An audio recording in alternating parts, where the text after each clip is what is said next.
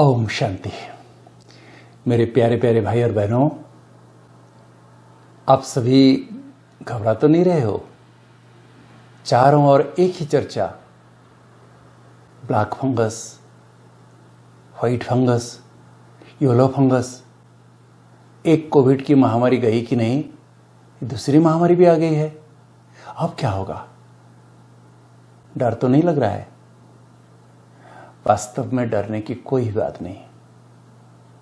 ये black fungus, white fungus, yellow fungus क्या है, सुनिए। The black fungus disease, mucormycosis. क्या है ये बीमारी? क्या ये नई बीमारी है? नहीं, ये बहुत पुरानी बीमारी है। हम देखते थे जिनको डायबिटीज है, लंबे समय तक इसका शुगर कंट्रोल नहीं है, ऐसे पेशेंट को ये बीमारी हो जाती थी। लेकिन अभी इस कोविड पीरियड में हम ये जो बीमारी देख रहे हैं, ये एक रेयर फंगस डिजीज़ है, और लेकिन ये एक बहुत घातक बीमारी है। अगर कोई सही ट्रीटमेंट एकदम क्विकली नहीं स्टार्ट किया तो क्या होता है, 50% से 90% तक भी मौत का चांस है। और देखा गया है अभी कोविड बीमारी के टाइम में, जिनकी इम्यूनिटी बहुत कम है और जिनको दूसरी बीमारियां जैसे कैंसर हैं या डायबिटीज़ अनकंट्रोल लंबे समय से हैं, उम्र ज़्यादा है, ऐसे लोगों को ये बीमारी आक्रमण कर रही है। सबसे पहले तो मैं आपको बताना चाहूँगा कि ये फंगस क्या होता है। फंगस वास्तव में कोई बीमारी है? क्या चीज़ है? जैसे बैक्टीरिया, जर्म्स, वायरस नाम सुने हो, फंगस भी ऐसे एक ऑर्गेनिज्म है। पहले इसको हम क्या सोचते थे, ये एक प्लांट का हिस्सा है, लेकिन इसमें क्लोरोफिल ना होने के कारण इसको अलग कर दिया गया और इसमें बहुत सारे स्पेसीज देखते हैं। ईस्ट्स हैं जो हम सभी जानते हैं, और रस्ट्स हैं, स्मॉट्स हैं, और मिल्ड्यूज हैं।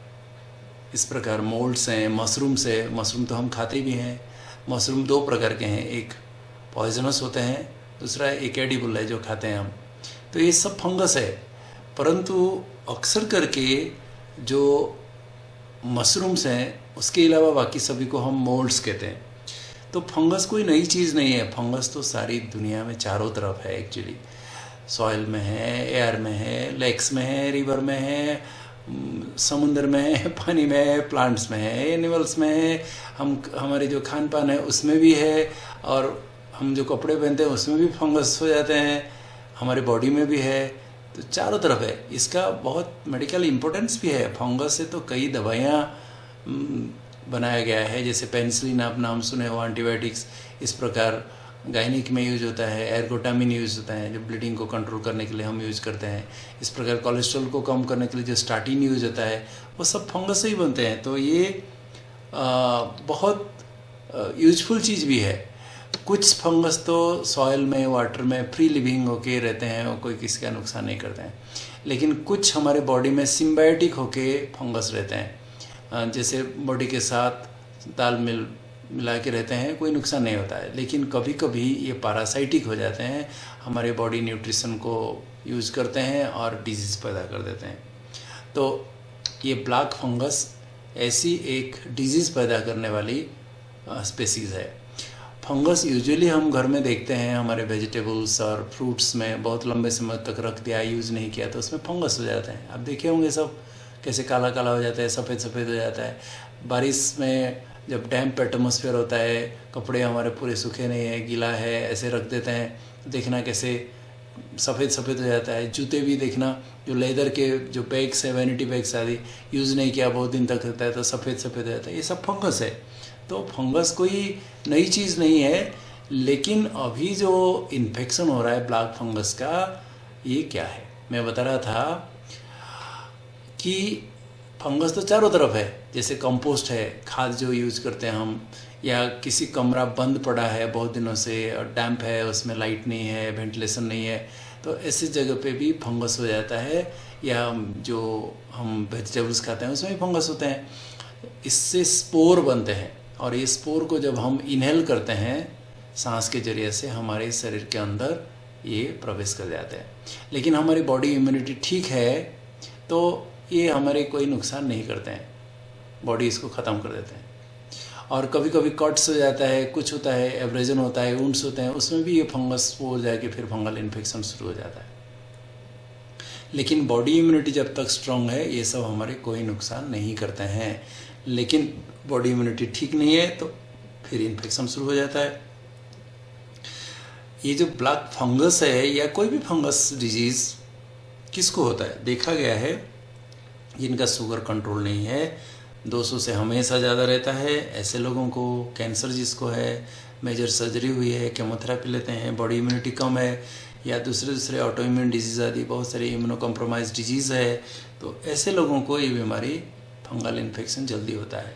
कोई स्टीरॉयड लंबे समय तक भी लेता है तो भी होता है, एंटीबायोटिक भी लंबे समय तक लोग खाते रहते हैं, सालों साल तक किसी को पूछे बिना खुद सेल्फ मेडिकेशन करते रहते हैं, ऐसे लोगों को ये बीमारी हो जाती है। और देखा गया अभी कोविड पीरियड में जिसको ऑक्सीजन दिया जा रहा है उसके ह्यूमिडिफायर में पानी चेंज ही नहीं करते हैं, ट्यूब भी चेंज नहीं करते, लंबे समय तक अनहाइजीनिक कंडीशन के कारण होता है। और कोई क्रॉनिक बेड रिडन है, अभी पड़ा रहता है लंबे समय तक खटिया में, उसका हाइजीन ठीक नहीं है, वेंटिलेशन रूम का ठीक नहीं है, डैम्प है, डार्क एटमॉस्फेयर है, ऐसे सिचुएशन में लोगों को देखा गया है कि ये फंगल इन्फेक्शन हो रहा है। जो कॉमन फंगल डिजीज है आप सभी जानते हो, जिसको रिंग वर्म हम कहते हैं, गोल गोल लीजन होता है स्किन में, बॉडी में कहीं भी होता है, अगर बॉडी में होता है तो इसको टीनिया इन्फेक्शन कहते हैं, हम टीनिया कॉर्पोरिस कहते हैं। नाखून में हो गया, देखो कैसे येलो येलो हो गया, सफ़ेद सफ़ेद भी हो जाता है, इसको हम टीनिया अंगुयम कहते हैं। और देखिए जो माताएं पानी के अंदर ज़्यादा काम करते हैं, गीला रखते हैं, हमेशा ड्राई नहीं करते हैं, तो 2 उंगली फाड़ के देखिए, देखना बीच में सफ़ेद सफ़ेद दिखता है, ये सब फंगस इन्फेक्शन है, टीनिया पेडिस कहते हैं। जो बेडरिडन पेशेंट है, ओरल हाइजीन ठीक नहीं रखते हैं, उनका भी देखिए मुंह साफ ऐसे सफ़ेद सफ़ेद हो जाता है, कैंडिडियासिस इन्फेक्शन है, ओरल थ्रस इसको कहते हैं। तो फंगल इन्फेक्शन तो बहुत कॉमन है, लेकिन what about this black fungus, ये ब्लैक फंगस जिसको म्यूकोरमाइकोसिस कहा जाता है, इसमें अगर किसी को ये इन्फेक्शन होता है, ये थोड़ा सा ज़्यादा डेंजरस है। ये इन्फेक्शन किसी को हो गया तो फीवर होता है, हेडेक होता है, साइनोसाइटिस हो जाता है, और नाक बंद हो जाते हैं, कंजेशन होना शुरू हो जाता है, नाक से discharge, bloody discharge, blackish discharge होना शुरू हो जाता है, बहुत पेन होता है चीक बोन में, और एक साइड में सीवियर पेन होता है, फेशियल पेन होता है, नम हो जाता है, स्वेलिंग होने लगता है, दांत भी दर्द होना शुरू हो जाता है, और दांत एकदम लूज होने लगते हैं, जौ में भी कभी कभी इन्वॉल्व हो जाते हैं तो वहाँ भी पेन होता है। और मेन बात है ब्लैक डिस्कलरेशन हो जाता है, इसलिए इसको ब्लैक फंगस कहते हैं, क्योंकि स्किन का नेक्रोसिस हो जाता है, तो हमारा नोज या हमारे पैलेट देखते हैं तो ऐसे ब्लैकिश डिस्कलरेशन हो जाता है। इस चित्र में आप देखते होंगे कैसा डिफॉर्म हो गया है, देखो फेस, ये है सिम्टम्स ब्लैक फंगस का। अगर ऐसे सिम्टम्स देखते हैं तो कभी भी बिल्कुल नेगलेक्ट नहीं कीजिए, तुरंत ही जरा सा शुरू हुआ तो डॉक्टर का परामर्श लीजिएगा। और क्योंकि नाक से, हमारा साइनस से हमारे आँखों का बड़ा कनेक्शन है, तो इसलिए फट से फिर आँखों को भी असर करता है, तो रेडनेस होगा, पेन होगा, स्वेलिंग हो जाएगी, आपके आईलिड ड्रूप होने लगेंगे, और डबल दिखाई देगा, ब्लरिंग हो जाएगा विज़न, रोशनी देख नहीं सकेंगे सनलाइट को, और आँखों से आंसू बहते रहेंगे, आई डिस्चार्ज होने लगेगा। ये सब अगर आप जरा सा कुछ भी सिम्टम्स देखते हैं तो तुरंत ही अपना डॉक्टर से राय सलाह लीजिएगा, ट्रीटमेंट शुरू कर दीजिए, नहीं तो कंप्लीट विज़न लॉस हो जाएगा, ब्लाइंड भी हो जाएंगे।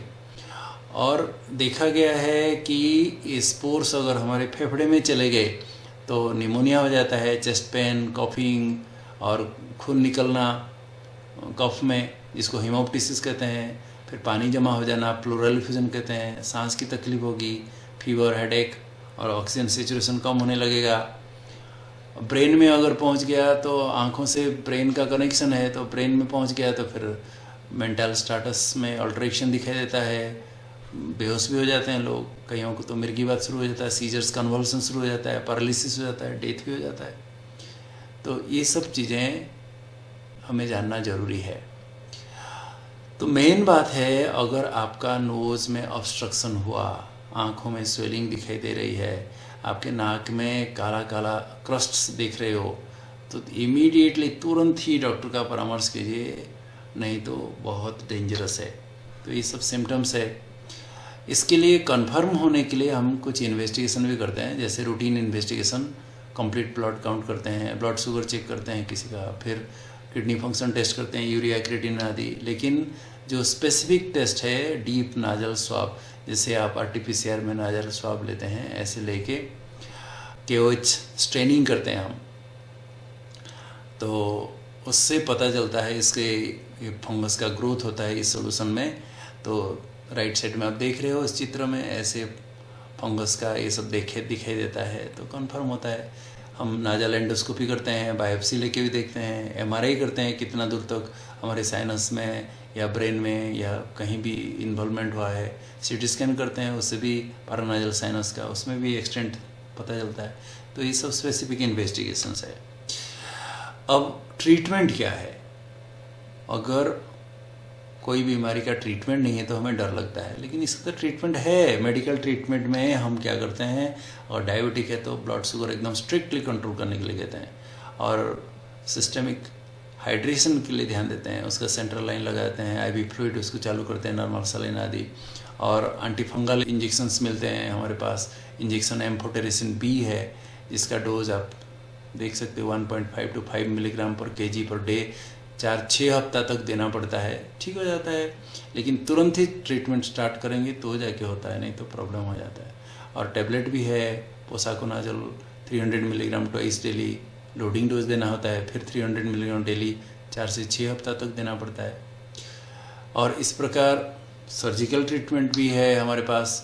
बहुत जल्दी, जितना जल्दी जैसे काला काला हो गया तो उसको डिब्राइट करना पड़ता है, मैक्सिलोफेशियल सर्जन का कंसल्टेशन करना पड़ता है, कभी कभी ENT surgeon, ophthalmic surgeon, neurologist का भी कंसल्ट करना पड़ता है। पेशेंट को क्लोजली मॉनिटर करना बहुत ज़रूरी है। MRI, CT स्कैन, जो भी डॉक्टर कहते हैं, देखिए उसका कितना प्रोग्रेशन हो रहा है कि ठीक हो रहा है, तो मॉनिटर करना बार बार जरूरी है। तो black fungal infection can spread rapidly and if not treated in time it can lead to death in some cases. तो इसलिए जितना जल्दी हो सके, क्रक्स है, जल्दी ट्रीटमेंट स्टार्ट करें तो हम बचा सकते हैं किसी को। लेकिन कहा जाता है prevention is better than cure, तो हम मास्क हमेशा पहने, कहीं भी डस्टी कंस्ट्रक्शन चल रहा है ऐसे एरिया में जाए तो जस्ट जरूर मास्क पहने। लेकिन मास्क लोग हफ्ता तक पहनते रहेंगे, चेंज नहीं करेंगे, गीला होगा, उसमें पसीना, उसमें खुद के सांस, तो फिर उनको इन्फेक्शन हो जाता है। तो मास्क अगर आप कपड़े का यूज़ करते तो डेली चेंज करो, डेली धुलाई करो अच्छी तरह से, और धूप में सुखाओ। डिस्पोजेबल है तो 4-6 घंटे के बाद फेंको उसको, फिर नया पहनो। और कहीं भी आप गार्डनिंग करते हो, सॉइल को हैंडलिंग करते हो, तो ऐसे समय पर शूज़ पहनो, लॉन्ग ट्राउज़र पहनो, और लॉन्ग स्लीव्स शर्ट्स पहनो, ग्लोव्स पहनो, और पर्सनल हाइजीन मेंटेन करो, हाथ की सफाई करो अच्छी तरह से। जो जनरल कोविड प्रिंसिपल है उसको करना है। कुछ बातें जैसे डायबिटीज़ है तो शुगर तो कंट्रोल करना ही पड़ेगा, और कोविड हो गया, आप डिस्चार्ज भी हो गए तो भी शुगर आप मॉनिटर करते रहे हो, नहीं तो फिर बाद में फिर फंगल इन्फेक्शन भी हो सकता है। स्टीरॉयड भी खुद यूज़ नहीं करो, लंबे समय तक यूज़ करेंगे प्रॉब्लम होगा। डॉक्टर का राय सलाह के बिना एंटीबायोटिक, स्टीरॉयड, ये सब कंटिन्यू खुद चालू नहीं रखना। जब जितने दिन तक लेना है, जैसे लेना है करिए। और ह्यूमिडिफायर यूज़ करते हो घर में, आजकल होम ऑक्सीजन यूज़ करते हैं, उसमें ह्यूमिडिफायर चेंज नहीं करेंगे, पानी चेंज नहीं करेंगे, ट्यूबिंग चेंज नहीं करेंगे, उससे भी होता है। तो ये सब बातें ध्यान देना ज़रूरी है। और कभी भी कोई साइन सिम्टम्स देख रहे हो, जैसे बताया, तुरंत ही डॉक्टर का सलाह लीजिए, राय लीजिए, ट्रीटमेंट स्टार्ट करिए। अगर आपका नाक ब्लैक दिख रहा है तो ठीक हो जाएगा, बैक्टीरिया हो सकता है, ऐसा नहीं सोचना है। तुरंत ही ट्रीटमेंट स्टार्ट कीजिए, एग्रेसिवली ट्रीटमेंट स्टार्ट करना है, और डॉक्टर जो इन्वेस्टिगेशन कहते हैं करना है, तो ही जाके हम बच सकते हैं। तो क्या सचमुच चिंता का विषय है आजकल वाइट फंगस, येलो फंगस, क्या क्या हम कितनी बातें आप सुनते होंगे। कोई डरने की बात नहीं है। ये वाइट फंगस कुछ नहीं है, सचमुच देखा गया है। जो बहुत क्रॉनिकली बेड रिडन है, आप देखना उसके ओरल हाइजीन ठीक नहीं है तो जीभ में एकदम सफ़ेद सफ़ेद दिखता है, वाइट फंगस है। जैसे पाँव का दोनों उंगली फाड़ के देखो, बीच में एकदम सफ़ेद सफ़ेद टीनिया पेडिस है, तो ये कैंडिडियसिस इन्फेक्शन है पुराना, ये सब नया कोई नहीं है। इस प्रकार येलो फंगस है, ये तो प्लांट्स में बहुत दिखते हैं, ऐसे एनिमल्स को भी होते हैं, डोमेस्टिक एनिमल्स को। कोई इतना डेंजरस नहीं है, इसके बारे में ज़्यादा सोचो नहीं। मेन बात है हमारे हाइजीन ठीक रखना ज़रूरी है। देखा गया है कि ये ब्लैक फंगस इन्फेक्शन या ये येलो वाइट किसको हो रहा है, इस बारी देखा गया है। पिछले बारी जो लास्ट कोरोना का वेव था, उस समय ये ब्लैक फंगस का नाम ही नहीं सुने होंगे आप। इस बारी क्यों सुन रहे हो? क्योंकि ये जो नया स्ट्रेन आया है कोरोना वायरस का, इसके कारण ही हो रहा है। और देखा गया है कि जो बहुत सारा स्टीम इनहेलेशन करते हैं, आप सभी आजकल तो सोशल मीडिया में सब सुन के लोग 10 बार 15 बार स्टीम सारा दिन लेते रहेंगे। गरम गरम अगर स्टीम लेंगे तो आपका नाजल म्यूकस मेम्ब्रेन सो डेलिकेट, वो उसमें फिर इंजरी हो जाती है, बर्न हो जाता है, फिर उसमें फंगस स्पोर घुस जाते हैं, फिर इन्फेक्शन होता है। Excess of anything is dangerous. तो एक बार 2 बार लिया ठीक है, सारा दिन स्टीम लेते रहो तो आपको नुकसान करता है। देखा गया है जो over use of steam inhalation करते हैं, ऐसे लोगों को ही ब्लैक फंगस होता है।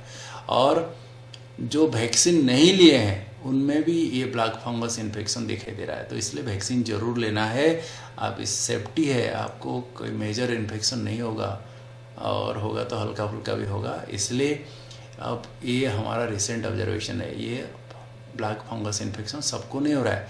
मेन बात है हाइजीन मेंटेन कीजिएगा, और ये सब बातें ओवर यूज स्टीम इलनेस नहीं करना, सेल्फ मेडिकेशन एंटीबायोटिक स्टीरॉयड आदि नहीं करना, वैक्सीन जरूर लेना, ध्यान रखना। नहीं होगा कुछ भी, क्यों चिंता करने की बात है। और जिसकी बीमारी का अगर इलाज नहीं है तो हमको डर लगता है, अरे इसका इलाज तो है, क्यों चिंता करते हो। लेकिन हमारा ये ऑब्जर्वेशन है मैक्सिमम पेशेंट बहुत लेट आते हैं हॉस्पिटल, तब तक तो हम भी कुछ नहीं कर सकते, हम भी हैंड्स अप कर देते हैं। तो जल्दी ही ट्रीटमेंट स्टार्ट कीजिए, कोई डरने की बात नहीं है, ठीक है। अच्छा, आप समझ गए होंगे, कोई डरना नहीं है। आप थोड़ा सा आपको प्रिकॉशन लेना पड़ेगा, प्रिवेंटिव मेजर से अडॉप्ट करना पड़ेगा, ठीक हो जाएंगे। होगा नहीं ये बीमारी आपको, ठीक है। Thank you very much. ओम शांति।